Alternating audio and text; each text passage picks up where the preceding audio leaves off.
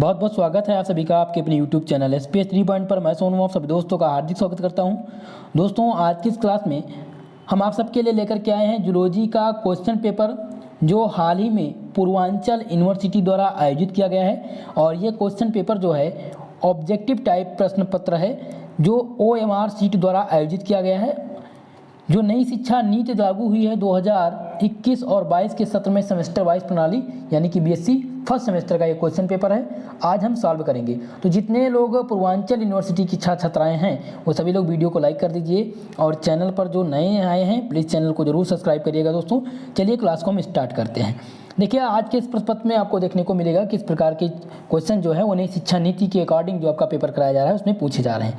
तो सबसे पहले देखिए, जो इसमें समय आपको मिलेगा दोस्तों, OMR शीट जिनका पेपर ऑब्जेक्टिव होगा उनको जो समय मिलेगा वो 1.5 घंटे का समय मिलेगा, और मैक्सिमम मार्क्स आएंगे आपके 75, और क्वेश्चन भी आपके 75 ही पूछे जाएंगे। सभी प्रश्न अनिवार्य हैं और प्रत्येक प्रश्न आपके एक एक नंबर का है। चलिए प्रश्न को सॉल्व करते हैं। देखिए, जो पहला प्रश्न आपसे पूछा गया दोस्तों, पूछा गया the nature of the spread of the communicable diseases is term as. संचारी रोग के प्रसार की प्रकृति को क्या कहा जाता है? तो जो संचारी रोग के प्रसार की प्रकृति को कहा जाता है, क्या कहा जाता है? महामारी विज्ञान कहा जाता है। क्या कहा जाता है दोस्तों? महामारी विज्ञान। इस प्रकार से ऑप्शन नंबर 3 इस क्वेश्चन का सही आंसर हो जाएगा। चलिए अगला प्रश्न देखिए क्या पूछा गया है। पूछा गया है the germ theory of the diseases by the postulated by. रोग का रोगाणु सिद्धांत किसके द्वारा प्रतिपादित किया गया था? ऑप्शन नंबर ए दिया गया है हिपोक्रेटस, 2 दिया गया एडवर्ड जेनर, और सी दिया गया है ऑप्शन नंबर 3 दिया गया लेमार्क और डेविन, और डी दिया गया पास्चर और कोच। तो रोग का जो रोगाणु सिद्धांत था दोस्तों वो पास्चर और कोच के द्वारा दिया गया था। इस प्रकार से ऑप्शन नंबर 4 क्वेश्चन नंबर 2 का सही आंसर हो जाएगा। चलिए अगला प्रश्न सॉल्व करते हैं। देखिए अगला प्रश्न क्या पूछा गया आपसे। पूछा गया है the agent which it carries a diseases from the individual to another is the called. यानी वह कारक जो रोग को एक व्यक्ति से दूसरे व्यक्ति तक पहुंचाता है वो क्या कहलाता है? वो कौन सा कारक है जो रोग को एक व्यक्ति से दूसरे व्यक्ति तक पहुंचाता है? तो ये जो कारक है दोस्तों ये वेक्टर होता है। क्या होता है? वेक्टर। इस प्रकार से ऑप्शन नंबर ए इस क्वेश्चन का सही आंसर हो जाएगा। चलिए अगला प्रश्न सॉल्व करेंगे। क्वेश्चन नंबर 4 आपसे क्या पूछा गया है। क्वेश्चन नंबर 4 पूछा गया है bacteria found in the colon of the human are. मानव के बृहदांत में पाए जाने वाले जीवाणु हैं। मानव के जो बृहदांत में पाए जाने जीवाणु हैं वो क्या हैं? वो है एस्चेरिचिया कोली। क्या है? Escherichia coli. ठीक है, तो इस प्रकार से ऑप्शन नंबर 3 इस क्वेश्चन का सही आंसर हो जाएगा। चलिए अगला प्रश्न सॉल्व करेंगे। अगला प्रश्न पूछा गया था कि पीलिया किसके कारण होती है। क्वेश्चन नंबर 5 पूछा गया है पीलिया किसके कारण होती है। इसमें ऑप्शन नंबर 1 दिया गया है सुअर मांस, या अधिक चीनी के कारण, या दूषित पानी, या कुरकुमा, या अधिक भोजन। तो देखिए जो पीलिया होती है दोस्तों वो दूषित पानी से होती है। इस प्रकार से ऑप्शन नंबर 3 इस क्वेश्चन का सही आंसर। 5 नंबर क्वेश्चन का जो सही आंसर है ऑप्शन नंबर 3 है। सभी लोग दोस्तों जोरदार तरीके से वीडियो को लाइक कर दीजिए और शेयर कर दीजिए। 6 नंबर प्रश्न देखिए क्या पूछा गया आपसे। पूछा गया दोस्तों, पूछा गया भोजन को या दिया गया हीटिंग द फूड आप 100 degree Celsius will the prevent all but following diseases. भोजन को 100 डिग्री सेल्सियस तक गर्म करने से निम्नलिखित बीमारियों को छोड़कर बाकी सभी बीमारियों से बचा जा सकता है। इसमें क्वेश्चन पूछा गया था कि अगर भोजन को 100 डिग्री सेल्सियस तक गर्म कर दिया जाए तो इनमें जो बीमारी दिया गया है इनमें से एक को छोड़कर और सबसे निदान पाया जा सकता है। वो कौन सी बीमारी है? पहला है हैजा, दूसरा है बोटलिज्म, और तीसरा दिया गया है हेपेटाइटिस सी, और 4 नंबर दिया गया है स्लोमोनेला संक्रमण। चलिए आंसर करेंगे 6 नंबर प्रश्न का। तो 6 नंबर संक्रमण में जो 6 नंबर क्वेश्चन में जो सही आंसर है दोस्तों हो जाएगा option number C, hepatitis B जो है इससे हमें बचा जा सकता है। इस प्रकार से क्वेश्चन नंबर 6 का जो सही आंसर हो जाएगा ऑप्शन नंबर 3 हो जाएगा। चलिए अगला प्रश्न है। अगला प्रश्न जो पूछा गया बहुत आसान सा प्रश्न पूछा गया है एड्स क्या है। एड्स क्या है? तो एड्स क्या है दोस्तों? कैंसर है, जीवाणु रोग है, या कुमी रोग है, या वायरस जनित रोग है। चलिए आंसर करेंगे आप लोग। एड्स क्या है? Question number 7। तो क्वेश्चन नंबर जो 7 है उसका आंसर हो जाएगा 4 नंबर। ये एड्स जो है एक वायरस जनित रोग है। इस प्रकार से ऑप्शन नंबर 4 इस क्वेश्चन का सही आंसर हो जाएगा। चलिए अगला प्रश्न सॉल्व करेंगे। अगला प्रश्न बहुत महत्वपूर्ण प्रश्न पूछा गया है कि पोलियो वायरस किसके माध्यम से प्रवेश करता है? अब क्वेश्चन नंबर 8 पूछा गया है कि पोलियो वायरस किसके माध्यम से प्रवेश करता है? भोजन और पानी, या श्वसन पथ, या मूत्र जननांगी पथ से, या मच्छर द्वारा टीका से। चलिए आंसर करेंगे। मोस्ट इंपॉर्टेंट क्वेश्चन है दोस्तों। 8 नंबर प्रश्न आपसे पूछा गया है कि पोलियो वायरस किसके माध्यम से प्रवेश करता है? तो पोलियो वायरस जो होता है वो भोजन और पानी यानी फूड एंड वाटर के थ्रू क्या करता है? प्रवेश करता है। ठीक है, इस प्रकार से 8 नंबर क्वेश्चन का जो सही आंसर हो जाएगा ऑप्शन नंबर ए हो जाएगा। अगला प्रश्न सॉल्व करेंगे। 9 नंबर प्रश्न पूछा गया है, one of the following diseases is the communicable. पूछा गया निम्नलिखित में से कौन सा एक संचारी रोग है दोस्तों? तो संचारी रोग में पहला दिया गया है कैंसर, दूसरा दिया गया है मधुमेह और तीसरा दिया गया रिकेट्स। तो ये संचारी रोग नहीं है, ये जो है संचारी रोग नहीं है। संचारी रोग का मतलब क्या है? संचारी रोग का क्या मतलब है? सभी लोग सबसे पहले संचारी रोग के बात को समझ लें कि संचारी रोग ऐसा रोग होता है कि जब जैसे कि एक कोई व्यक्ति है जो संचारी रोग से रोगग्रस्त है, जैसे उसको कोई भी रोग है, ठीक है, और जो दूसरा स्वस्थ व्यक्ति, जैसे मान लिया कि एक ये स्वस्थ व्यक्ति है और ये 2 नंबर, ये इसको रोग कोई भी रोग है और अगर इसके संपर्क में आने से इस दूसरे व्यक्ति को संक्रमण फैल जाता है तो ये इस प्रकार की जो बीमारियां हैं वो क्या हैं? वो संचारी रोग हैं। यानी कि ऐसा रोग जो एक रोगग्रस्त व्यक्ति से दूसरे स्वस्थ व्यक्ति में दूषित भोजन या उनके संपर्क में जाने से या जानवरों से फैलता हो, उन्हें हम क्या कहते हैं? उन्हें संचारी रोग कहते हैं दोस्तों। ठीक है, तो इसमें से कैंसर जो है संचारी रोग नहीं है, मधुमेह संचारी रोग नहीं है, रिकेट्स भी संचारी रोग नहीं है। इसमें से ऑप्शन नंबर 4 इस क्वेश्चन का सही आंसर हो जाएगा। ऑप्शन नंबर 9 ये हो जाएगा। अमीबियासिस जो है ये एक प्रकार का संचारी रोग है। इस प्रकार से 9 नंबर क्वेश्चन का सही आंसर हो जाएगा ऑप्शन नंबर 4। चलिए अगला प्रश्न सॉल्व करेंगे। अगला प्रश्न आपसे पूछा गया है दोस्तों, 10 नंबर प्रश्न पूछा गया है, ट्रैपनोसोमा केसेस क्या है? ट्रैपनोसोमा का कारण क्या है? क्वेश्चन नंबर 10 है। पहला दिया गया है ट्राइक, दूसरा दिया गया मलेरिया और तीसरा दिया गया कालाजार और चौथा नंबर ऑप्शन दिया गया स्लीपिंग सिकनेस। ठीक है, तो ट्रैपनोसोमा का जो कारण है दोस्तों वो क्या कारण है? चलिए 10 नंबर प्रश्न का आंसर, तो ट्रैपनोसोमा का जो कारण हो जाएगा नींद की बीमारी। ट्रैपनोसोमा का कारण क्या होता है? नींद की बीमारी होना। इस प्रकार से ऑप्शन नंबर 4 क्वेश्चन नंबर 10 का सही आंसर हो जाएगा। अगला प्रश्न सॉल्व करेंगे। देखिए अगला प्रश्न क्या पूछा गया था आपसे। देखिए क्वेश्चन पेपर नई शिक्षा नीति के अकॉर्डिंग जो नया सिलेबस लागू हुआ है सेमेस्टर वाइज प्रणाली, उसी के आधार पर है। जिनका एग्जाम अभी नहीं हुआ ये प्रश्न पत्र रट डालिए दोस्तों, तैयार कर लीजिए आप लोग। ठीक है, इसमें से मानकर चलिए कि आप चाहे जिस यूनिवर्सिटी से हैं, अगर आपका पेपर OMR सीट पर कराया जाएगा, ऑब्जेक्टिव आएगा, तो ये मानकर चलिए कि 20-30% मानकर चलिए 20 से 30% क्वेश्चन इस प्रश्न पत्र से पूछे जाएंगे। ठीक है दोस्तों, चलिए सभी लोग वीडियो को जरूर लाइक करिएगा। 11 नंबर प्रश्न पूछा गया है आपसे, infection of the ascariasis occurs by, यानी कि एस्केसिस का संक्रमण किसके द्वारा फैलता है? Infection of ascariasis occurs by यानी कि एस्केसिस का संक्रमण किसके द्वारा फैलता है? ऑप्शन ए दिया गया है परेशान मक्खी मच्छर काटने से, या अपूर्ण रूप से पका हुआ सूअर का मांस खाने से, या दूषित भोजन और पानी से। चलिए 11 नंबर प्रश्न का आंसर करेंगे। तो 11 नंबर प्रश्न का जो सही आंसर हो जाएगा दोस्तों हो जाएगा ऑप्शन नंबर 4, दूषित भोजन और पानी से। एस्केसिस का संक्रमण जो फैलता है वो दूषित भोजन और पानी से फैलता है। इस प्रकार से 11 नंबर क्वेश्चन का जो सही आंसर है ऑप्शन नंबर 4 हो जाएगा। अगला प्रश्न देखते हैं। अगला प्रश्न क्या पूछा गया है? क्वेश्चन नंबर 12 पूछा गया आपसे, पूछा गया है कि मनुष्य के परिधीय रक्त में माइकोफाइलेरिया पाया जाता है। दिन का समय, रात का समय, दिन और रात का समय, या इनमें से कोई नहीं। तो मनुष्य में जो परिधीय रक्त में माइकोफाइलेरिया पाया जाता है वो कब पाया जाता है? 12 नंबर प्रश्न, तो ये रात का समय पाया जाता है। रात का समय यानी ऑप्शन नंबर हो जाएगा 2। 12 नंबर क्वेश्चन का जो सही जवाब है ऑप्शन नंबर 2 हो जाएगा। इसमें से एक आध दो प्रश्न ऐसे हैं जो पूरक प्रश्न हैं। पूरक प्रश्न क्या होते हैं दोस्तों? पूरक प्रश्न ऐसे प्रश्न होते हैं जैसे कि आपका 75 नंबर का टोटल दिया गया मैक्सिमम मार्क, इसमें से कोई 75 में से 75 ना मिल जाए, इसके लिए 2-3 प्रश्न इसमें से पूरक प्रश्न डाल दिए जाते हैं ताकि कोई बच्चा पूर्णांक ना पा सके। ठीक है, तो पूरक प्रश्न का आंसर आपकी यूनिवर्सिटी तय करती है।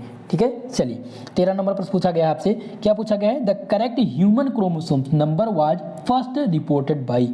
सही मानव गुणसूत्र संख्या सबसे पहले किसके द्वारा सूचित की गई थी? ऑप्शन नंबर ए दिया गया है तजियो एंड लेबन, दूसरा दिया गया है फोर्ड एंड हैमिल्टन, तीसरा नंबर दिया गया मॉर्गन एंड ब्रिस, और चौथा दिया गया है पेंटर और फ्लेमिंग। चलिए आंसर करेंगे आप लोग 13 नंबर प्रश्न का। तो 13 नंबर जो प्रश्न है उसका सही जवाब हो जाएगा ऑप्शन नंबर ए तजियो और लेबन। जो मानव का गुणसूत्र संख्या है सबसे पहले जो है तजियो और लेबन के द्वारा दी गया था, ऑप्शन नंबर ए सही हो जाएगा इस क्वेश्चन का। चलिए अगला प्रश्न सॉल्व करेंगे। अगला प्रश्न पूछा गया है ह्यूमन फीमेल है, मानव महिलाओं के पास है। ऑप्शन नंबर ए दिया गया है एलोसोम के 2 जोड़े, दूसरा दिया गया है 46 ऑटोसोम्स, 3 नंबर दिया गया ऑटोसोम्स के 23 जोड़े, और ऑप्शन नंबर 4 दिया गया 44 ऑटोसोम्स। देखिए 14 नंबर प्रश्न का आंसर आप सभी लोग करिएगा, थोड़ा सा ये प्रश्न संदिग्ध है। ठीक है, इसलिए इसका आंसर क्वेश्चन नंबर 15 आपसे पूछा गया है मित्रों। पूछा गया है कि मनुष्य में गुणसूत्र संख्या 21 के ट्राइसामी का कारण बनता है। तो trisomy of the chromosomes number 21 is main cases. तो जो मनुष्य में गुणसूत्र 21 के ट्राइसेमी का प्रमुख कारण बनता है वो डाउन सिंड्रोम बनता है। इस प्रकार से 15 नंबर क्वेश्चन का जो सही आंसर हो जाएगा दोस्तों वो ऑप्शन नंबर 3 हो जाएगा। अगला प्रश्न सॉल्व करते हैं। देखिए अगला प्रश्न क्या पूछा गया है। अगला प्रश्न आपसे पूछा गया है गायनेकोमेस्टिया इसका लक्षण है। तो गायनेकोमेस्टिया का लक्षण जो है वो है क्लाइनफेल्टर सिंड्रोम। इस प्रकार से ऑप्शन नंबर 4 16 नंबर प्रश्न का सही आंसर हो जाएगा। अगला प्रश्न देखिए क्या पूछा गया है। अगला प्रश्न पूछा गया है, बहुत महत्वपूर्ण प्रश्न है। Sex chromatin was discovered by. Sex chromatin की खोज की गई थी। तो सेक्स क्रोमेटिन की खोज की गई थी बर और बार्ट्रम के द्वारा। इस प्रकार से ऑप्शन नंबर ए 17 नंबर प्रश्न का सही आंसर हो जाएगा। अगला प्रश्न सॉल्व करते हैं। अगला प्रश्न 18 नंबर प्रश्न पूछा गया है कि बर शरीर में पाया जाता है। तो बर शरीर जो है वो मादा दैहिक कोशिकाओं में पाया जाता है। इस प्रकार से ऑप्शन नंबर 3 इस क्वेश्चन का सही आंसर हो जाएगा। अगला प्रश्न देखते हैं। 19 नंबर प्रश्न आपसे एक पूछा गया है कि अनुवांशिक परामर्शदाता विषय युग्मी व्यक्तियों की पहचान निम्न द्वारा कर सकते हैं। तो जो इनकी पहचान होती है मित्रों वो स्क्रीनिंग प्रक्रिया के द्वारा होती है। इसके द्वारा होती है स्क्रीनिंग प्रक्रिया के द्वारा। इस प्रकार से 19 नंबर का जो सही आंसर हो जाएगा बच्चों हो जाएगा ऑप्शन नंबर 3। चलिए अगला प्रश्न है 20 नंबर प्रश्न पूछा गया है। 20 नंबर प्रश्न क्या पूछा गया है, अनुवांशिक परामर्श के लिए जो भ्रूण की स्थिति निम्न द्वारा निर्धारित की जा सकती है। तो किसके द्वारा निर्धारित की जाती है, तो अनुवांशिक परामर्श के लिए जो भ्रूण की स्थिति है वो एमिनोसेंटेसिस के द्वारा निर्धारित की जाती है। इस प्रकार से ऑप्शन नंबर 2 20 नंबर प्रश्न का सही आंसर हो जाएगा। अगला प्रश्न सॉल्व करते हैं। अगला प्रश्न पूछा गया है, क्या पूछा गया है, चलिए अगला प्रश्न सॉल्व करते हैं। 21 नंबर प्रश्न आपसे पूछा गया है कि ड्यूटेरानोपिया एक ऐसी बीमारी है जब रंग की कोई धारणा नहीं की जा सकती है। यानी कि इसमें पूछा गया है कि जो ड्यूटेरानोपिया एक ऐसी बीमारी है जब यहाँ पर रंग भरना है तो यहाँ पर कौन सा कलर होगा, यहाँ पर हो जाएगा ग्रीन कलर। यानी कि ड्यूटेरानोपिया एक ऐसी बीमारी है जब हम हरा रंग का कोई धारणा नहीं दे सकते। इस प्रकार से ऑप्शन नंबर 4 इस क्वेश्चन का सही आंसर हो जाएगा ग्रीन। 21 नंबर का जो सही आंसर हो जाएगा वो ऑप्शन नंबर 4 हो जाएगा। अगला प्रश्न सॉल्व करते हैं। अगला प्रश्न बहुत महत्वपूर्ण है। पूछा गया है Mendel is called the father of. Mendel को किसका पिता कहा जाता है, मेंडल को किसका पिता कहा जाता है। 22 नंबर प्रश्न, तो मेंडल को जेनेटिक्स का पिता कहा जाता है। इस प्रकार से option number A question number 22 का जो सही आंसर हो जाएगा ऑप्शन नंबर ए हो जाएगा। अगला प्रश्न पूछा गया है ABO blood group system exhibit. ABO रक्त समूह प्रणाली प्रदर्शित करता है। चलिए आंसर करेंगे। तो ABO जो ब्लड ग्रुप सिस्टम है वो क्या करता है, अधिक एलिज्म प्रदर्शित करता है, मल्टीपल एलियंस प्रदर्शित करता है। इस प्रकार से 23 नंबर प्रश्न का जो सही आंसर है ऑप्शन नंबर 2 हो जाएगा। चलिए अगला प्रश्न देखते हैं। 24 नंबर प्रश्न आपसे पूछा गया मित्रों। 24 नंबर प्रश्न का how many possible genotype are there are ABO blood group. A B O रक्त समूह के लिए कितने संभावित जीनोटाइप हैं? तो जो संभावित जीनोटाइप की संख्या हो जाएगी दोस्तों वो हो जाएगी 6। इस प्रकार से ऑप्शन नंबर ए इस क्वेश्चन का सही आंसर हो जाएगा। ए बी ओ रक्त समूह के लिए संभावित जीनोटाइप की संख्या कितनी है? 6 है। चलिए अगला प्रश्न देखते हैं। अगला प्रश्न क्या पूछा गया है? 25 नंबर प्रश्न पूछा गया दोस्तों। पूछा गया है कि ब्लड ग्रुप बी वाला एक पुरुष ब्लड ग्रुप ए वाली महिला से शादी करता है।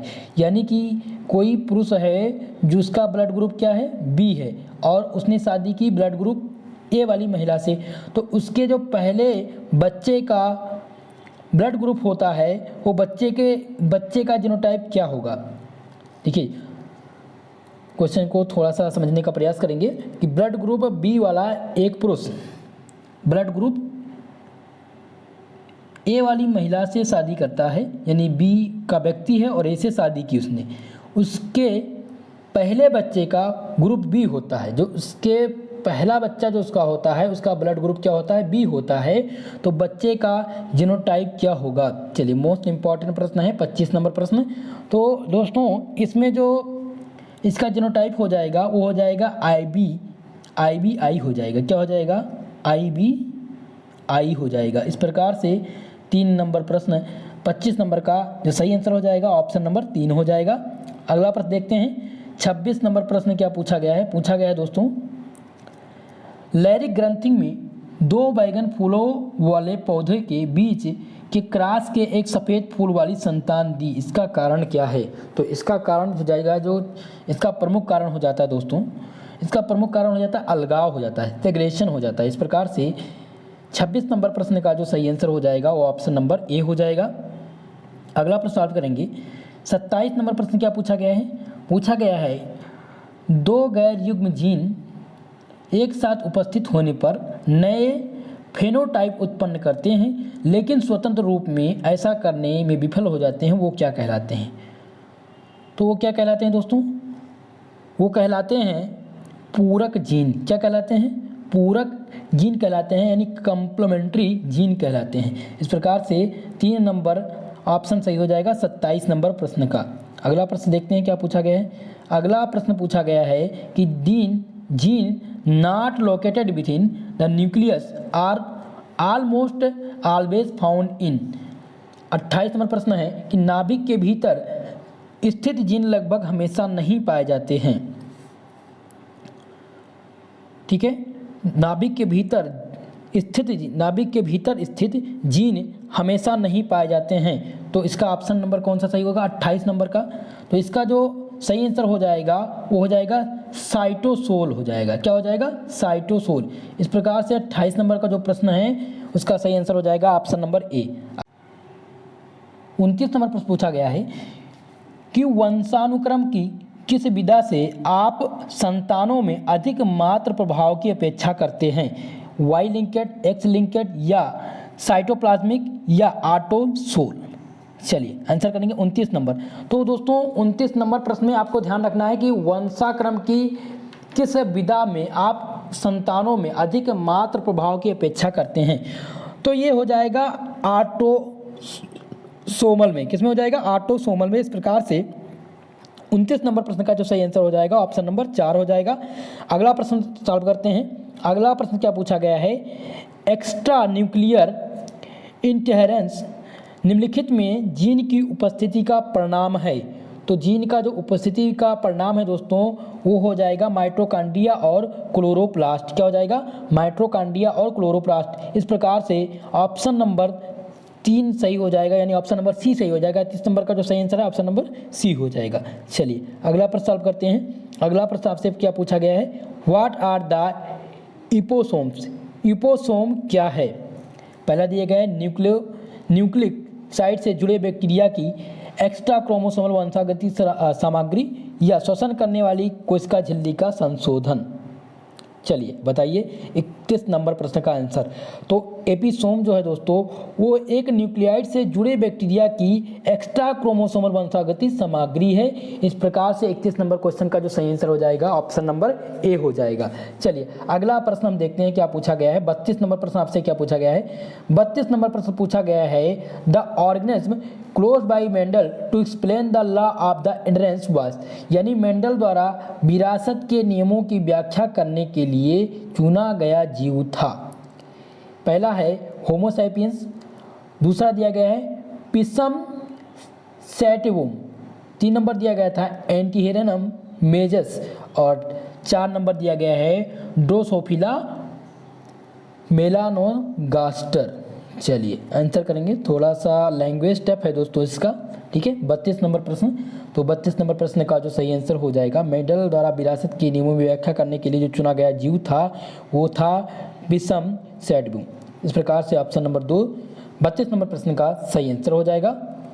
अगला प्रश्न है 33 नंबर। 33 नंबर प्रश्न देखिए क्या पूछा गया है। 33 नंबर क्वेश्चन आपसे पूछा गया है, which of the following the considered as the recessive character to the Mendel. पूछा गया निम्नलिखित में से किसे मेंडल द्वारा पुनरावृत्ति लक्षण माना गया है। तो इनमें से झुर्रीदार बीज को मेंडल का पुनरावृत्ति लक्षण माना गया है। इस प्रकार से ऑप्शन नंबर 4 इस क्वेश्चन का सही आंसर हो जाएगा। 33 नंबर प्रश्न का जो सही आंसर है दोस्तों ऑप्शन नंबर 4 हो जाएगा, झुर्रीदार बीज। अगला प्रश्न है 34 नंबर प्रश्न पूछा गया है, क्या पूछा गया है। पूछा गया है कि युग्मक कभी संकरण होते हैं, यह कानून का एक बयान है।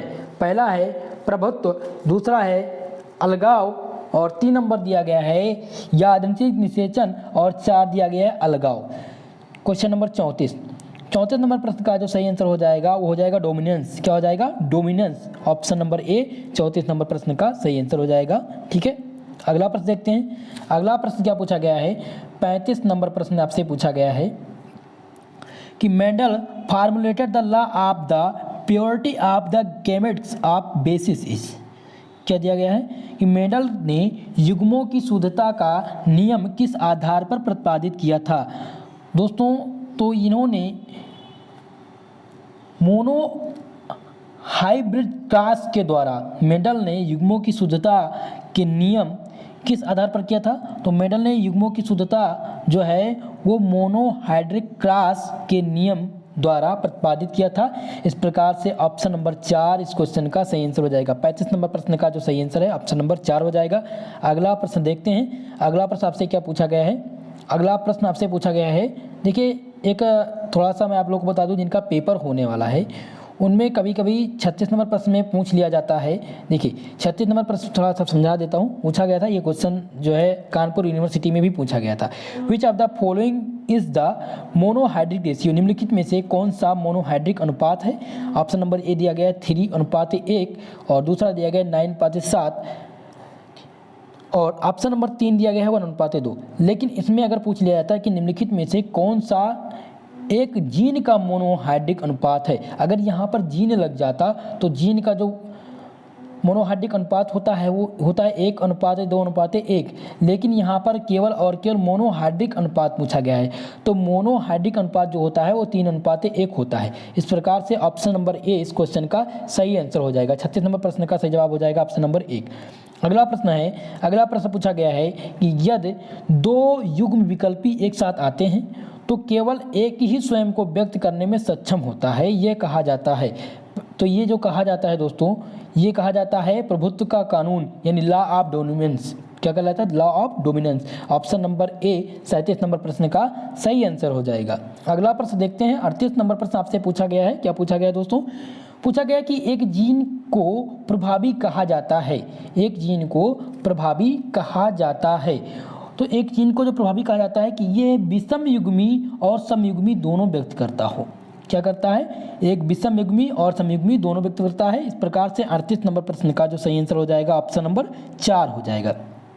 अगला प्रश्न देखते हैं। अगला प्रश्न पूछा गया है आपसे, क्या पूछा गया है कि जब एक F1 व्यक्ति को दोनों में किसी एक के साथ क्रॉस किया जाता है, माता पिता क्रॉस के रूप में जाना जाता है।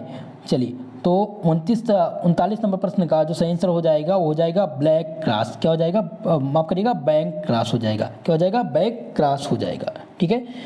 जब भी एक F1 व्यक्ति है, मान लिया कि when F1 individual to cross which in the either to the parents the cross is known as back cross. इस प्रकार से ऑप्शन नंबर 2 इस क्वेश्चन का सही आंसर हो जाएगा। दोस्तों वीडियो पसंद आ रही हो प्लीज़ वीडियो को लाइक करिए। हमारे चैनल पर जितनी छात्र छात्राएँ अभी नए आए हैं प्लीज़ चैनल को जरूर सब्सक्राइब करिएगा। आपको इसी प्रकार के नोटिफिकेशन, इसी प्रकार के पेपर का सॉल्यूशन और बीएससी से संबंधित सभी क्लास आपको हमारे चैनल पर मिल जाएगी। ठीक है, चैनल को जरूर सब्सक्राइब करिएगा। 40 नंबर प्रश्न आपसे पूछा गया है दोस्तों कि प्रमुख फेनोटाइप दिखाने वाले पौधे का जीनोटाइप निर्धारित किया जा सकता है। तो इनका जो जीनोटाइप निर्धारित किया जाता है वो टेस्ट क्रॉस के द्वारा निर्धारित किया जाता है। ऑप्शन नंबर ए इस क्वेश्चन का सही आंसर हो जाएगा। 40 नंबर प्रश्न का जो सही आंसर है ऑप्शन नंबर ए हो जाएगा, टेस्ट क्रॉस। अगला प्रश्न देखते हैं। 41 नंबर प्रश्न क्या पूछा गया है, F2 पीढ़ी में फेनोटाइप हाइब्रिड अनुपात है। तो इसका जो अनुपात हो जाएगा दोस्तों वो क्या हो जाएगा, वो हो जाएगा 9:3:3:3:1। इस प्रकार से ऑप्शन नंबर 2 इस क्वेश्चन का सही आंसर हो जाएगा। अगला प्रश्न देखते हैं। अगला प्रश्न पूछा गया है कि एक cross AAB small b cross AAB से जीनोटाइप दिया गया है। निम्नलिखित में से अनुपात जो इनके प्राप्त होंगे वो क्या होंगे।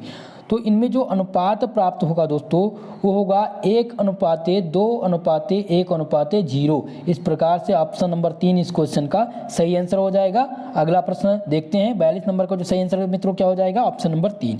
अगला प्रश्न आपका 43 नंबर प्रश्न पूछा गया है, incomplete dominance is shown by.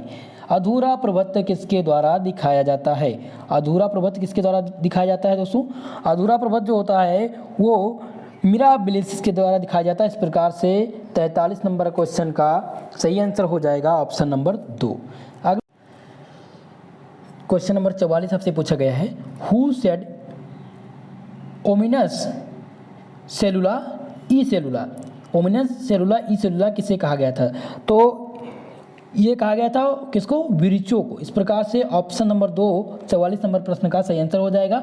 अगला प्रश्न है 45 नंबर प्रश्न दोस्तों ध्यान देंगे। पूछा गया है कि एक विभाजित जानवर जो पौधे कोशिका के बीच का मुख्य अंतर निहित करता है। चलिए आंसर करेंगे 45 नंबर का। तो ये जो मुख्य अंतर निहित करेगा दोस्तों वो सेल प्लेट गठन करेगा, यानी सेल प्लेट फॉर्मेशन करेगा। ऑप्शन नंबर ए 45 नंबर का सही आंसर हो जाएगा।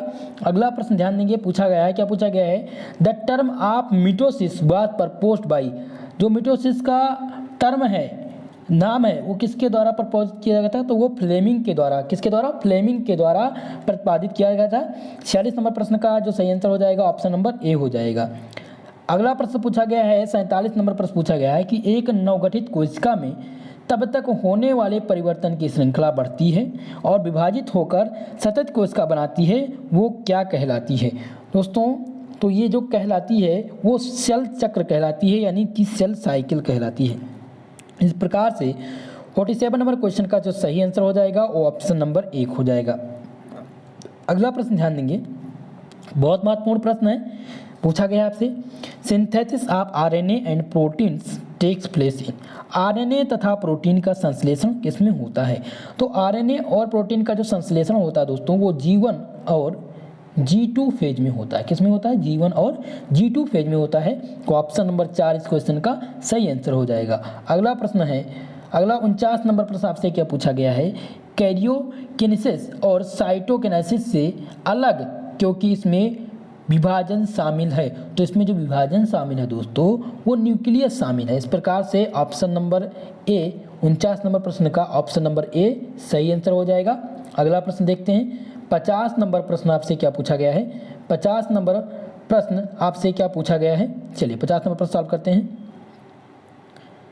पूछा गया है which of the phase of mitosis is longest, यानी कि समसूत्री विभाजन की कौन सी अवस्था सबसे लंबी होती है।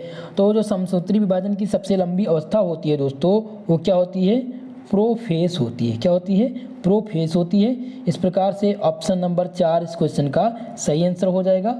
अगला प्रश्न पूछा गया है कि स्पेंडल उपकरण का बना होता है। तो स्पेंडल उपकरण जो बना होता है दोस्तों 51 नंबर प्रश्न आपसे पूछा गया है स्पेंडल उपकरण। तो स्पेंडल उपकरण जो बना होता है वो सूक्ष्म नलिकाओं से बना होता है। ठीक है, स्पेंडल उपकरण क्या होता है, एक प्रकार की सूक्ष्म नलिकाएं होती हैं जिन्हें क्या कहा जाता है, इन्हें एस्टर भी कहा जाता है। स्पेंडल उपकरण को एस्टर भी कहा जाता है। क्या कहा जाता है, एस्टर। ठीक है, ये दो बात ध्यान रखेंगे। इस प्रकार से जो आपका 51 नंबर प्रश्न है उसका सही आंसर हो जाएगा ऑप्शन नंबर ए, माइक्रोब्यूटिलस। अगला प्रश्न देखते हैं। अगला प्रश्न पूछा गया है, क्या पूछा गया है, मिटोसिस रिजल्ट इज, समसूत्री विभाजन के परिणाम हैं। तो समसूत्री विभाजन के जो परिणाम है दोस्तों वो क्या है? आप सभी लोग इस क्वेश्चन को थोड़ा सा समझेंगे, इस क्वेश्चन का मैं आंसर नहीं बताऊंगा, ठीक है, आप लोग थोड़ा सा देख लीजिएगा और आप लोग कमेंट करके जरूर बताइएगा इस क्वेश्चन का आंसर। 52 नंबर प्रश्न थोड़ा सा इसमें संदिग्ध है क्वेश्चन, ठीक है। गुणसूत्र संख्या में कमी, या अगला ऑप्शन दिया गया है कि गुणसूत्र संख्या को दोगुना करना, या ऑप्शन नंबर 3 दिया गया है कि गुणसूत्र संख्या में कोई परिवर्तन नहीं या मात्रा में वृद्धि। थोड़ा सा इसको चेक कर लीजिएगा, आप लोग कमेंट करके बताइएगा, जिनको भी इसका आंसर पता है वो कमेंट करके जरूर बताइएगा इसका आंसर, ठीक है। चलिए अगला प्रश्न सॉल्व करते हैं। फिलहाल इस प्रश्न का आंसर मैं आप लोग को बताऊंगा, लेकिन आप लोग कमेंट करके जरूर बताइएगा एक बार। देखिए गलत बताना उचित नहीं है, जो थोड़ा सा संदिग्ध लगे उस क्वेश्चन को छोड़ देना ही उचित है, ठीक है। तो आप लोग को अगर इस क्वेश्चन का आंसर पता होगा 52 नंबर प्रश्न का आंसर, तो आप लोग कमेंट करके जरूर बताइएगा। और जितने लोग इस प्रश्न पत्र को सॉल्व कर रहे हैं वो लास्ट में इन्होंने कितने प्रश्न अटेम्प्ट किए, कितना उनका सही है, एक बार कमेंट बॉक्स में जरूर डालिएगा, ठीक है। चलिए 53 नंबर प्रश्न है, क्रॉसिंग ओवर किसके दौरान होता है? तो दोस्तों क्रॉसिंग ओवर जो होता है वो किसके द्वारा होता है? पचटीन के द्वारा होता है। किसके द्वारा होता है? पचटीन के होता है। इस प्रकार से ऑप्शन नंबर 2 इस क्वेश्चन का सही आंसर हो जाएगा। 53 नंबर का जो सही जवाब है ऑप्शन नंबर 2 हो जाएगा। अगला प्रश्न देखते हैं। अगला प्रश्न पूछा गया है, which of the following would not be concerted part of the cell cytoplasm, निम्नलिखित में से किससे कोशिका द्रव का हिस्सा नहीं माना जाएगा? तो इसमें से किसको नहीं माना जाएगा? न्यूक्लियस को नहीं माना जाएगा। न्यूक्लियस को जो है कोशिका द्रव का हिस्सा नहीं माना जाएगा। किसको? न्यूक्लियस। इस प्रकार से 54 नंबर प्रश्न का जो सही आंसर हो जाएगा वो ऑप्शन नंबर 2 हो जाएगा। अगला प्रश्न सॉल्व करते हैं। देखिए अगला प्रश्न क्या पूछा गया था, 55 नंबर प्रश्न पूछा गया आपसे, पूछा गया है the common feature amongst nucleus chloroplast and mitochondria इस, केंद्रक क्लोरोप्लास्ट और माइटोकॉन्ड्रिया के बीच समान विशेषताएं हैं। तो इनके बीच जो समान विशेषताएं हो जाएंगी दोस्तों 55 नंबर प्रश्न में, तो सामान्य विशेषताएं हो जाएंगी डीएनए। क्या हो जाएगा? डीएनए। ऑप्शन नंबर ए इस प्रश्न का 55 नंबर प्रश्न का जो सही आंसर हो जाएगा ऑप्शन नंबर 1 हो जाएगा। अगला प्रश्न सॉल्व करते हैं। अगला प्रश्न 56 नंबर प्रश्न आपसे पूछा गया, 56 नंबर क्वेश्चन पूछा गया है। क्या पूछा गया है? Structure of the nuclear envelope फ्लेचस, परमाणु लिफाफे की संरचना सुविधा प्रदान करती है। तो परमाणु लिफाफे की जो संरचना सुविधा प्रदान करती है वो करती है कौन? वो सामग्री की न्यूक्लियोसाइटोप्लाज्मिक एक्सचेंज, ठीक है। इस प्रकार से ऑप्शन नंबर 4 56 नंबर प्रश्न का जो सही आंसर हो जाएगा ऑप्शन नंबर 4 हो जाएगा दोस्तों। अगला प्रश्न देखिए क्या पूछा गया है। अगला प्रश्न पूछा गया 57 नंबर प्रश्न आपसे पूछा गया है, न्यूक्लियोप्लाज्म में गोलाकार आकार का एक विशिष्ट शरीर एक निश्चित स्थान पर एक विशेष गुणसूत्र से जुड़ा होता है, वो क्या कहलाता है? क्या कहलाता है दोस्तों? 57 नंबर प्रश्न। तो ये न्यूक्लियस कहलाता है। क्या कहलाता है? न्यूक्लियस कहलाता है। ऑप्शन नंबर ए इस क्वेश्चन का सही आंसर हो जाएगा। अगला प्रश्न सॉल्व करते हैं। 58 नंबर प्रश्न पूछा गया है, न्यूक्लिक एसिड से जुड़े प्रोटीन हैं। न्यूक्लिक एसिड से कौन से प्रोटीन जुड़े हुए हैं? तो न्यूक्लिक एसिड से जो प्रोटीन जुड़े हुए हैं वो हिस्टोन, कौन से प्रोटीन? हिस्टोन जुड़े हुए हैं। इस प्रकार से ऑप्शन नंबर 2 58 नंबर का जो सही आंसर हो जाएगा ऑप्शन नंबर 2 हो जाएगा। अगला प्रश्न देखते हैं 59 नंबर प्रश्न 59 नंबर क्वेश्चन पूछा गया है कि which sugar is present in the nucleic acid, nucleic acid में कौन सी शर्करा उपस्थित होती है? तो न्यूक्लिक एसिड में दोस्तों पेक्टोस नाम की शर्करा उपस्थित होती है। इस प्रकार से ऑप्शन नंबर 3 इस क्वेश्चन का सही आंसर हो जाएगा। अगला प्रश्न देखते हैं। 60 नंबर प्रश्न पूछा गया है कि डीएनए के दोहराव को कहा जाता है, डीएनए के दोहराव को क्या कहा जाता है? तो डीएनए के जो दोहराव को कहा जाता है वो क्या कहा जाता है? रिप्लिकेशन। क्या कहा जाता है? प्रतिकृति कहा जाता है। इस प्रकार से 60 नंबर प्रश्न का सही आंसर हो जाएगा ऑप्शन नंबर 2। अगला प्रश्न सॉल्व करेंगे। अगला प्रश्न 61 नंबर प्रश्न पूछा गया, the number of nucleotide part pair in a complete pitch to Z DNA. पूछा गया आपसे कि जेड डीएनए की एक पूर्ण पिच के न्यूक्लियोटाइड जोड़े की संख्या कितनी होगी। तो इसमें जोड़े की जो संख्या होगी दोस्तों वो होगी 12। कितनी होगी? 12 होगी। इस प्रकार से 2 नंबर प्रश्न, ऑप्शन नंबर 2 सही हो जाएगा। 61 नंबर प्रश्न का सही आंसर। अगला प्रश्न सॉल्व करेंगे। पूछा गया है, क्या पूछा गया है कि nuclear DNA send information for the protein synthesis through, यानी कि परमाणु डीएनए प्रोटीन संश्लेषण के लिए सूचना भेजता है। तो डीएनए के लिए सूचना किसको भेजता है? 62 नंबर प्रश्न।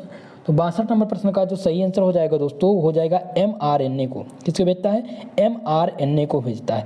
इस प्रकार से ऑप्शन नंबर 3 इस क्वेश्चन का सही आंसर हो जाएगा। अगला प्रश्न देखते हैं क्या पूछा गया। 63 नंबर प्रश्न पूछा गया है, the major constitution of the biological membrane is.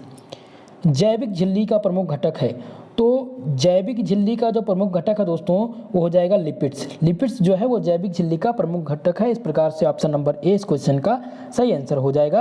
अगला प्रश्न सॉल्व करते हैं।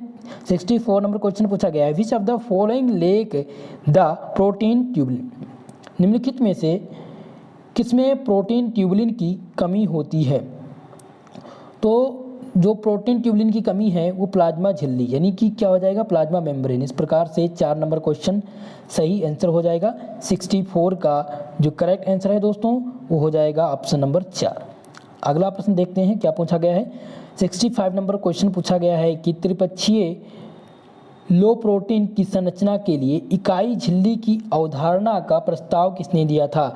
तो इसका जो प्रस्ताव दिया था दोस्तों वो रॉबर्टसन ने दिया था। किसने किया था? रॉबर्टसन ने दिया था। ऑप्शन नंबर ए इस क्वेश्चन का सही आंसर हो जाएगा। अगला प्रश्न देखते हैं। पूछा गया है 66 नंबर प्रश्न पूछा गया है, the almost abundant lipid in the cell membrane is. कोशिका झिल्ली में सबसे प्रचुर मात्रा में लिपिड हैं। तो कोशिका झिल्ली में सबसे जो प्रचुर मात्रा में लिपिड होंगे दोस्तों वो क्या होंगे? कली। तो इसमें जो लिपिड होंगे वो फास्फोलिपिड होंगे। ऑप्शन नंबर 4 इस क्वेश्चन का सही आंसर हो जाएगा 66 का।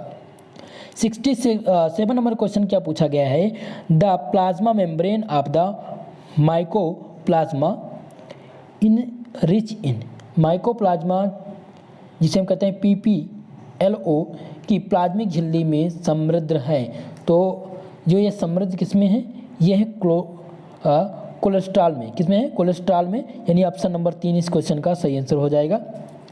67 नंबर प्रश्न का जो सही आंसर हो जाएगा दोस्तों हो जाएगा ऑप्शन नंबर 3। माइकोप्लाज्मा की जो प्लाज्मा झिल्ली में समृद्ध है वो है कोलेस्ट्रॉल। इस प्रकार से ऑप्शन नंबर 3 सही हो जाएगा। अगला प्रश्न देखते हैं। पूछा गया है 68 नंबर क्वेश्चन आपसे क्या पूछा गया है, ओमोसिस इज डिफाइंड एज। ओमोसिस को इस प्रकार से परिभाषित किया गया है। तो ओमोसिस को किस प्रकार से परिभाषित किया गया है? ओमोसिस को परिभाषित किया गया है कि जब कम सांद्रता वाले क्षेत्र में उच्च विलय सांद्रता वाले क्षेत्र में अपारगम झिल्ली में विलायक अणुओं का प्रभाव। इस प्रकार से ऑप्शन नंबर ए इस क्वेश्चन का सही आंसर हो जाएगा। 68 नंबर क्वेश्चन का सही आंसर क्या हो जाएगा? Option number A. अगला प्रश्न देखते हैं। 2 नंबर प्रश्न आपसे पूछा गया है कि माफ करिएगा अगला प्रश्न पूछा गया है 69 नंबर प्रश्न पूछा गया है कि कोशिका में प्लाज्मोसिस तब होता है जब इसे रखा जाता है, यानी कि plasmolysis in the cell of occurs when it is kept in. कोशिका में प्लाज्मोसिस तब होता है जब इसे कहाँ रखा जाता है? 69 नंबर प्रश्न, जब इसे हाइपोटोनिक समाधान में रखा जाता है, हाइपोटोनिक सॉल्यूशन में। इस प्रकार से ऑप्शन नंबर 2 इस क्वेश्चन का सही आंसर हो जाएगा। 69 नंबर का जो सही जवाब है वो ऑप्शन नंबर 2 हो जाएगा। दोस्तों वीडियो पसंद आ रहा हो प्लीज़ वीडियो को लाइक करिएगा।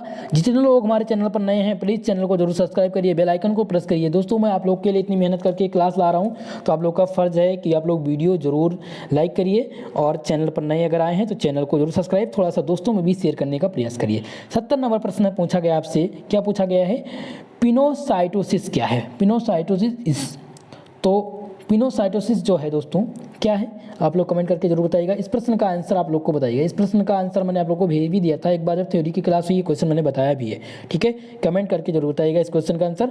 अगला प्रश्न पूछा गया है 71 नंबर प्रश्न। कम से कम मैं 4 प्रश्न ऐसा देने वाला हूँ। देखिए 2 प्रश्न मैं आपको ऑलरेडी दे चुका हूँ, 2 प्रश्न मैंने ऑलरेडी आप लोग को दे दिया है। 2 प्रश्न का आंसर आप लोग कमेंट बॉक्स में करेंगे। आप स्क्रीनशॉट दे सकते हैं। एक बार मैं फिर से पेपर दे रहा हूँ और ये पेपर जो है आप लोग को टेलीग्राम चैनल पर दे दिया जाएगा। जितने लोग टेलीग्राम चैनल से नहीं जुड़े हैं वो लोग अभी टेलीग्राम चैनल ज्वाइन कर लीजिए, जहाँ पर आपको बिल्कुल मुफ्त में सभी क्लास का PDF मिलता है, बिल्कुल मुफ्त में। कोई भी फीस नहीं है और ना ही कोई क्लास की फ़ीस है, बिल्कुल मुफ्त में आप लोग को पढ़ाया जा रहा है। चैनल का PDF जो टेलीग्राम चैनल है उसका लिंक जो है डिस्क्रिप्शन बॉक्स में दिया है, या आप सर्च कर लेंगे SP स्टडी चैनल फर्स्ट। क्या सर्च कर लेंगे? SP स्टडी चैनल और सफिक्स में 1 लगा देंगे, सर्च करेंगे, आपको हमारा चैनल मिल जाएगा जहाँ से आप ज्वाइन कर पाएंगे। ठीक है, चलिए।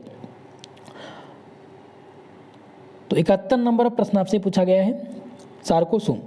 ये आप लोग इस क्वेश्चन का जो है आंसर बताएंगे। तो इस क्वेश्चन का सही आंसर क्या हो जाएगा? सही आंसर हो जाएगा मांसपेशिया माइटोकॉन्ड्रिया। सार्कोसोम है मांसपेशिया माइटोकॉन्ड्रिया। इस प्रकार से ऑप्शन नंबर 4 इस क्वेश्चन का सही आंसर हो जाएगा। 72 नंबर प्रश्न पूछा गया है, mitochondria will be found in abundance in the cell of the tissue having. ऊतकों की कोशिका में माइटोकॉन्ड्रियल प्रचुर मात्रा में पाए जाएंगे। न्यूनतम गतिविधि, औसत गतिविधि, अधिकतम गतिविधि या इनमें से कोई नहीं। तो जो ऊतकों की कोशिका में माइटोकॉन्ड्रियल प्रचुर मात्रा में पाए जाएंगे वो अधिकतम गतिविधि में पाए जाएंगे। किस में पाए जाएंगे? अधिकतम गतिविधि में पाए जाएंगे। 72 नंबर प्रश्न का जो सही आंसर हो जाएगा ऑप्शन नंबर 3 मैक्सिमम एक्टिविटी। अगला प्रश्न देखते हैं। अगला प्रश्न क्या पूछा गया है? DNA could not found in. DNA नहीं पाया जाता है। चलिए आंसर करेंगे 73 नंबर प्रश्न का। DNA किस में नहीं पाया जाता? लाइसोसोम, माइटोकॉन्ड्रिया या पैराक्सिसोम या गाल्जी उपकरण। ये प्रश्न बहुत महत्वपूर्ण है और इस प्रश्न का जवाब मैंने आप लोग को बताया भी था। मुझे लगता है इस प्रश्न का आंसर सभी लोग करके आए होंगे। ठीक है, तो DNA, RNA। सबसे पहले मैंने आप लोग को एक दिन हिंदी में डिस्कस कर दिया था। RNA क्या है, DNA क्या है, न्यूक्लियस क्या है, सेल क्या है, सेल मेम्ब्रेन क्या है, प्लाज्मा मेम्ब्रेन क्या है। तो ये क्वेश्चन का आंसर आप लोग बताइए कमेंट बॉक्स में। 73 नंबर प्रश्न का आंसर। अगला प्रश्न क्या पूछा गया है? पूछा गया है क्रेब्स चक्र होता है। क्रेब्स चक्र क्या होता है? 74 नंबर प्रश्न का आंसर करेंगे। तो क्रेब्स चक्र जो होता है दोस्तों वो होता है माइटोकॉन्ड्रियल मैट्रिक्स। क्या होता है? माइटोकॉन्ड्रियल मैट्रिक्स होता है। ऑप्शन नंबर 4 इस क्वेश्चन का सही आंसर हो जाएगा। इस प्रश्न पत्र का लास्ट क्वेश्चन आपसे पूछा गया था, ribosome was discovered by. Ribosome की खोज किसके द्वारा की गई थी? तो राइबोसोम की जो खोज है दोस्तों वो प्लेड के द्वारा की गई थी। किसके द्वारा होती? प्लाइड के द्वारा। इस प्रकार से ऑप्शन नंबर A 75 नंबर यानी इस प्रश्न पत्र के लास्ट प्रश्न का जो सही जवाब है वो ऑप्शन नंबर A है। दोस्तों आपका जो प्रश्न पत्र था बहुत ही ज़्यादा इजी था, बहुत ज़्यादा टफ क्वेश्चन नहीं पूछा गया है।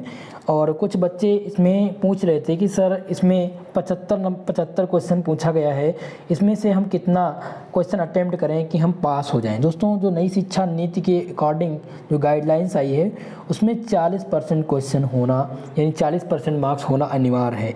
तो अगर 75 का हम 40% निकालेंगे तो ये मानकर चलिए अगर आपका 30 क्वेश्चन सही है, अगर आप 30 नंबर ले आते हैं तो आप पास हो जाएंगे दोस्तों। ठीक है, इतनी बात समझ में आ गई। दूसरी बात यह है कि काफ़ी बच्चे ये परेशान हैं कि जो क्वेश्चन हैं वो कितने नंबर के हैं। तो आप सबको पता है कि आप सबका जो मैक्सिमम मार्क है 75 है।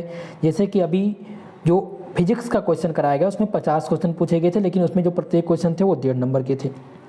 लेकिन जूलॉजी और बॉटनी में और केमिस्ट्री में 1-1 नंबर के प्रश्न पूछे गए थे। तो इस प्रकार से मैंने केमिस्ट्री का भी पेपर सॉल्व करा दिया है।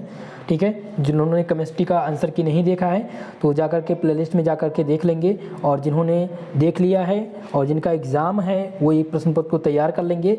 अभी रात 9 बजे आप लोग की आपका बॉटनी का जो क्वेश्चन पेपर है वो सॉल्व कराएंगे। और हाल ही में जो अवध यूनिवर्सिटी द्वारा फूड न्यूट्रिशन एंड हाइजीन का पेपर हुआ है, जैसा आप लोग का पेपर जो अब नहीं हुआ जिनका, वो अनिवार्य प्रश्न पत्र है। देखिए एक बात मैं और क्लियर कर दूं आप सबको, एक बात और ध्यान दें सभी छात्र छात्राएं, एक बार सुने इस बात को। देखिए जो आपका को करिकुलम सब्जेक्ट है जिसका नाम है, क्या नाम है, फूड न्यूट्रिशन एंड हाइजीन, ये अनिवार्य प्रश्न पत्र है दोस्तों, ये अनिवार्य है और इसमें आपको पास होना बहुत ज़रूरी है। केवल आपको पासिंग मार्क लाना है। अगर आप इसमें पास हैं तभी आप सेकंड सेमेस्टर के लिए अप्लाई होंगे। अगर आप जैसे कि मान लिया किसी का सब्जेक्ट है बॉटनी, जूलॉजी और केमिस्ट्री, अगर ये तीनों में पास है और अगर ये अनिवार्य प्रश्न पत्र में फेल हो गया तो आपको फिर से सेमेस्टर फर्स्ट में पढ़ना होगा दोस्तों। ठीक है, तो इसीलिए आपको अनिवार्य प्रश्न ज़्यादा इम्पोर्टेंट है। आप लोग थोड़ा सा तैयार कर लीजिएगा। और क्वेश्चन जो होगा ऑब्जेक्टिव होगा, हिंदी और इंग्लिश दोनों लैंग्वेज में क्वेश्चन इसी तरह से पूछे जाएंगे। दोस्तों आज की क्लास आप लोग को कैसी लगी, और जितने लोग पूर्वांचल यूनिवर्सिटी के छात्र छात्राएँ हैं उन्होंने अपनी आंसर की मिला ली होगी, तो आप लोग लास्ट में कमेंट करके ज़रूर बताइएगा कि आपने कितना प्रश्न अटेम्प्ट किया और कितना आपका सही है। ठीक है, और वीडियो पसंद आई हो तो प्लीज़ आप लोग हमारी वीडियो को लाइक करिएगा। चैनल पर अगर नए आए हैं तो चैनल को जरूर सब्सक्राइब करिएगा। दोस्तों मैं इसी प्रकार के वीडियो आप सबको लिए लाता रहता हूँ, मेहनत करता हूँ ताकि आप लोग का पेपर हो सके। जैसा कि मैंने केमिस्ट्री में आप लोग को अच्छा प्रिपरेशन, अच्छा नोट्स दिया था, पढ़ाने मैंने ऑब्जेक्टिव आप लोग को सॉल्व करा दिया था, तो आप लोगों ने पेपर दिया उसमें आपका जो परफॉर्मेंस रहा बहुत अच्छा रहा। इसी प्रकार से अब जूलॉजी और बॉटनी का जो सेकंड सेमेस्टर की क्लास होगी दोस्तों, सेकंड सेमेस्टर में मैं आप लोग को बहुत अच्छे से प्रिपरेशन कराऊंगा। ऑब्जेक्टिव पैटर्न के आधार पर पूरा का पूरा ऑप्शन डिफाइन करके एक एक चीज़ क्लियर कर देंगे। ठीक है दोस्तों, आज के लिए बस इतना ही, मिलते हैं अगली क्लास में। तब तक के लिए जय हिंद, जय भारत।